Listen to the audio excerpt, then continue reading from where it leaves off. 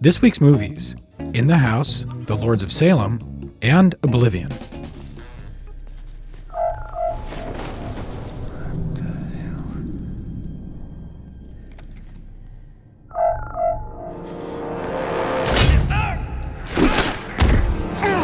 Directed by Joseph Kosinski and starring Tom Cruise, Oblivion takes place in 2077 after an apocalyptic war with space aliens. In her review, Manohla Dargis writes, "There's a kind of balancing act inherent in science fiction, a genre that often employs recognizable details to tether readers and viewers in fantastical realms. It's a form that makes the strange familiar and the familiar strange.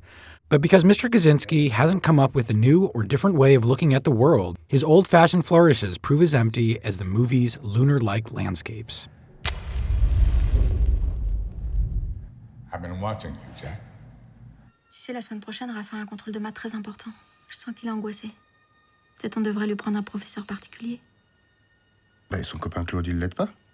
Il a besoin d'un vrai professeur, pas d'un camarade de classe. In the House is about a high school teacher who is obsessed with the writing assignments of a student of his named Claude. In his review, A.O. Scott writes, "For a while the film succeeds, mingling absurdity with suspense and finding an undercurrent of pathos. But the dexterity of the actors and their director is not quite enough, and as the film accelerates, it also starts to sputter. Disappointment may be built into the film's premise. The best parts of a story are the beginning and the middle, when possibilities seem to expand. At a certain point, they begin to close down, and if you are not moved, you are likely to grow impatient." Tu es allé trop loin. Vous voulez que j'abandonne?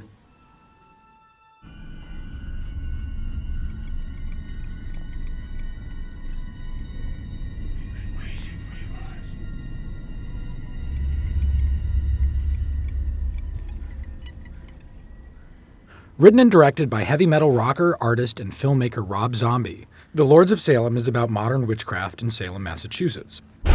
In his review, Neil Genslinger writes, "Rob Zombie has a splattery reputation, but his latest is relatively restrained as horror films go. Considerable care goes into establishing the premise, but the film eventually abandons psychological subtlety for hallucinatory garishness, which is too bad.